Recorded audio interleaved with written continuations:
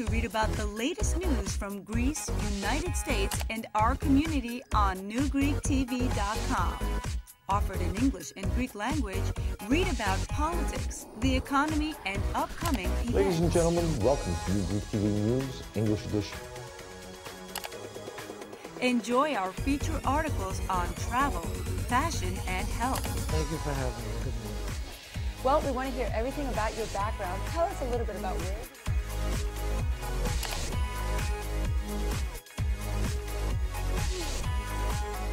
Watch New Greek TV productions anywhere, anytime on our web TV. Από την εκπομπή, Εμείς πάνω σε αυτό στα προβλήματα που αντιμετωπίζουμε. το 35% Και αυτό που έχει κάνει αυτή η ταινία. newgreektv.com. Our heritage, our community, our channel. On the island of Antiparos, at the heart of the Aegean, Gaia produced an exquisite organic olive oil in limited edition, which traveled all the way to the US. The sales of Antiparos olive oil will finance 10 new and innovative Greek companies to grow. Buy today your bottle in reinspiregreece.com and support the Greek youth to move forward.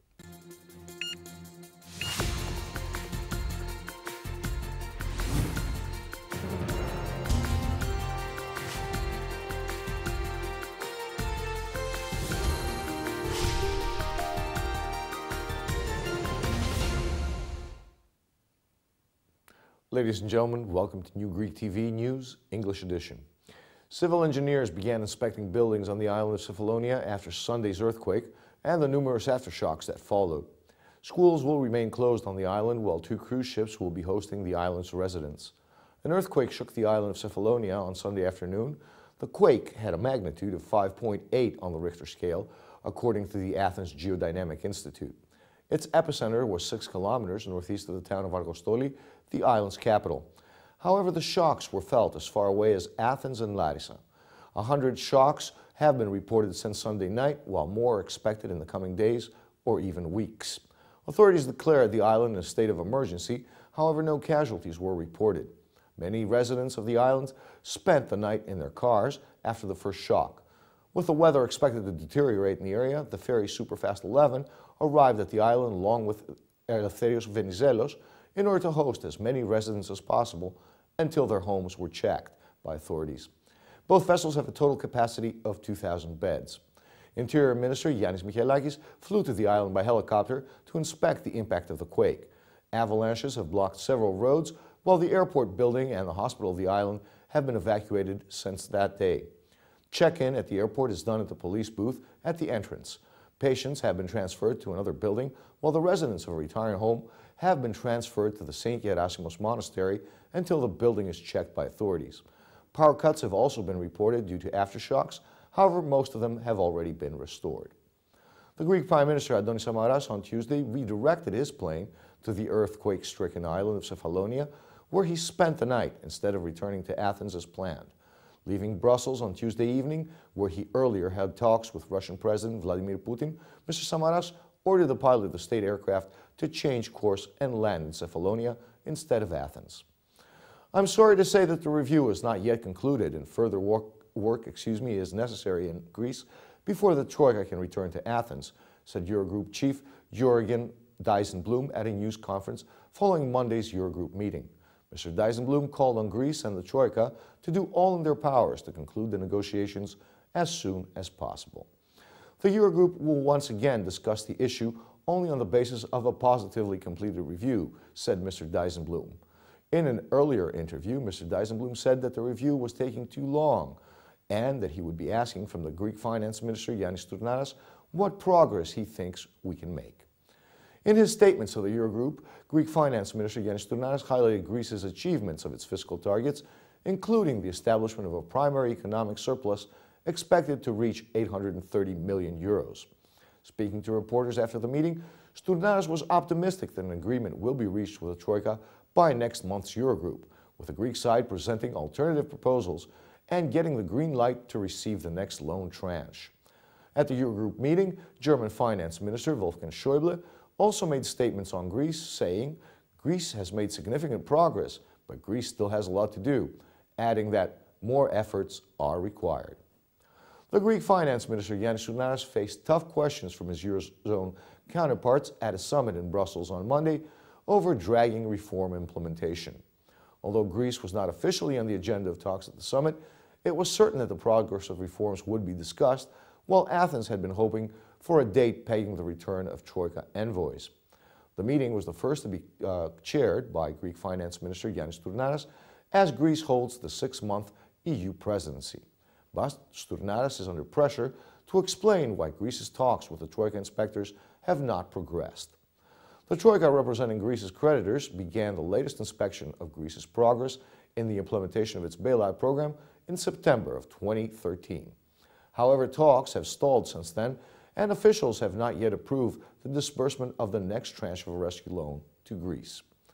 Government officials sent foreign auditors Greece's proposals for dismantling barriers to competition over the weekend, after the Troika insisted that the implementation of dozens of recommendations in a report by the Organization for Economic Cooperation and Development were key for the completion of a current review of Greece's reform progress. The reforms suggested by the OECD will be the focal point in the negotiations with the Troika, the country's creditors, underlined in a letter addressed to Development Minister Kostis Hatzidakis. The Troika noted in its letter that the ongoing evaluation would not be completed unless the organization's recommendations are implemented in a very convincing manner. Female parliamentarians are in an uproar over deputies Rahil Makri and Zoe Konstantopoulou, who want suits for defamation and damages against defaming women MPs. Female members of parliament seem to be in an uproar over the decision of the now independent deputy Rahil Makri and Syriza deputy Zoe Konstantopoulou to tender suits for defamation and damages worth up to 200,000 euros against anyone defaming a woman deputy. This has led to a convention of the Parliamentary Committee of Equality and Human Rights.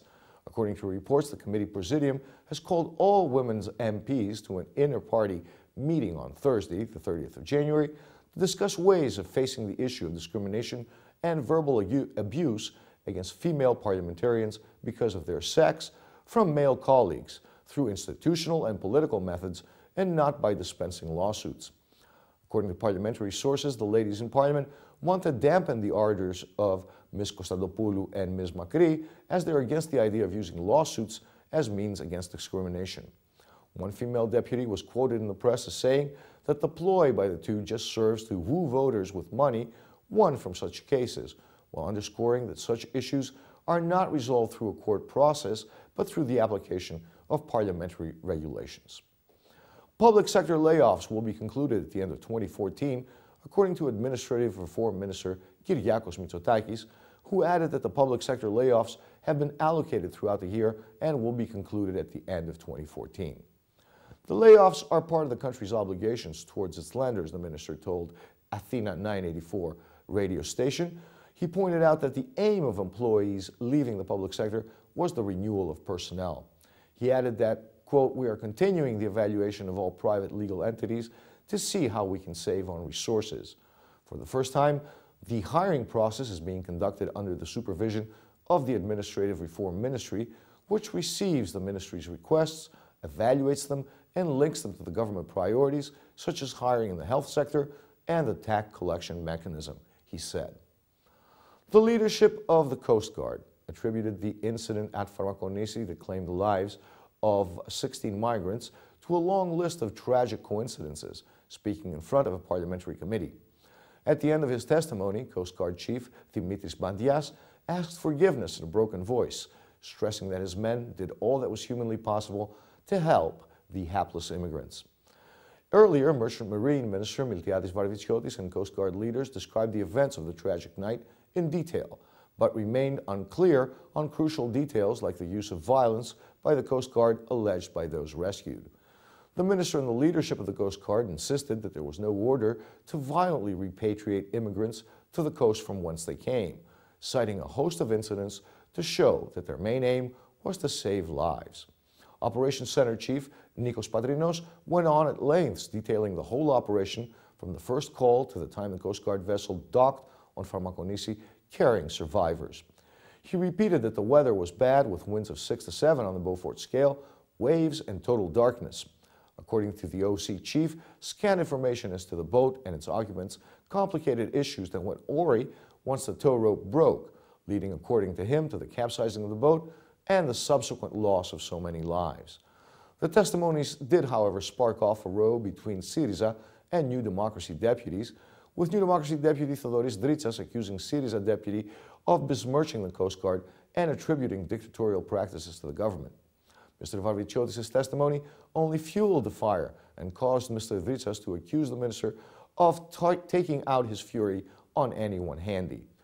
Mr. Dritsas had earlier accused Varviciotis of a suspicious stance and machinations reminiscent of the junta, while also expressing perplexity at why 4 of those rescued were thanking the Coast Guard instead of lamenting the loss of their loved ones. Greece's primary budget surplus for 2013 may exceed previous forecasts and top 1 billion euros. That's 1.37 billion US dollars, a senior finance ministry official said on Tuesday. The primary surplus, which excludes interest payments, is being closely watched because twice bailed out Greece is eligible for debt relief from its Eurozone and IMF fund partners once it reports an annual surplus. The latest surplus forecast compared with an estimated of at least 812 million euros in the budget presented in December. Data from the general government, social security organizations, and hospitals are good, and this is why the surplus may exceed 1 billion euros, an official told reporters on condition of anonymity. As Reuters reported, the European Statistical Agency, Eurostat, will formally pronounce in April whether Greece achieved the primary surplus in 2013. If so, it would have achieved the target a year ahead of schedule under the terms of its 240 billion euro bailout plan. Athens expects debt relief talks to start after April, seeking to obtain lower interest rates and longer maturities on its rescue loan. Ahmed Vakash, the Pakistani national that crippled Myrto in an attempt to rob and rape her, was sentenced to life in prison plus 25 years for robbery, attempted murder, attempted rape, and working illegally. The court on Syros Island espoused the proposal set forth for the punishment of the convict in passing the sentence. The prosecutor, in his closing statement, blasted the defendant, saying, "He exhausted all bestiality, and there was design at the same time. He wanted to steal her mobile and rape her. I do not consider him guilty because he's from Pakistan or because he's foreign. He's guilty for his bestiality he caused, and this is due to the person himself, his soul, his character. Let me wish courage to Myrtos' family." The testimony of Myrtos' mother, Mary Kotrotsos, shocked the audience as she described how she had seen the assailant eyeing her daughter and had refused to allow Myrto to take a walk alone. However, Myrto did go off on an agreement that when she got a call, she would leave. When Ms. Kotrotsos called her daughter, there was no response, so she and her eldest daughter went searching for the girl, which they found smashed in some rocks along the beach. Ms. Kotrotsos and her daughter at first didn't recognize that the blood-covered, broken rag doll stuffed among the rocks was her daughter, and when she did, she thought she was either dead or on death's doorstep. The tragic mother recounted how she would visit the spot on Piraeus where the crime had taken place much later, and the site was still blood-drenched despite being washed by the tides. Samsung Electronics high executives will be meeting with Piraeus Port Container Terminal Management in order to determine a model for cooperation. The deal is expected to be very similar to the one between Hewlett-Packard and Greek Rail. With the first contacts between port authorities and local Samsung officials already in the pipeline, the arrival of the company's commercial electronics department head, Bu Kun-young, is considered crucial to the prospective deal. The announced deal possibility has caused optimism due to the fact that among the advantages offered by Greece's main port is that its use is less time-consuming for product shipment than big northern European ports like Rotterdam and Antwerp. Samsung aren't the only electronics firms interested in the Piraeus port. A month ago, it was announced that a new distribution center of Chinese firm Huawei Electronics in the Piraeus Port Container Terminal has started working on a trial basis. Finally, another electronics giant from China, ZTE, has stated its intention to use the Piraeus port as a transportation center in order to promote its products to Europe. Additionally, regardless of the deal, the company has expressed its intention to establish a service center in Greece, which would be fully operational within the next few months. Ladies and gentlemen, thank you for being with us for this English edition news. Tune in next week. This was Dijsselbloem for New Greek TV.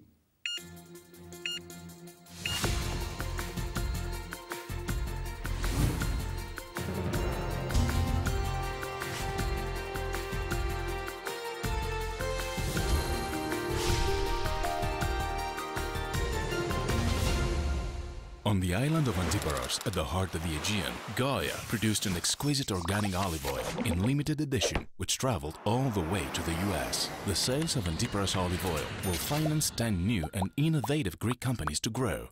Buy today your bottle in reinspiregreece.com and support the Greek youth to move forward. Daily to read about the latest news from Greece, United States, and our community on newgreektv.com. Offered in English and Greek language, read about politics, the economy, and upcoming events. Ladies and gentlemen, welcome to New Greek TV News, English edition. Enjoy our feature articles on travel, fashion, and health. Thank you for having me. Good morning. Well, we want to hear everything about your background. Tell us a little bit about where.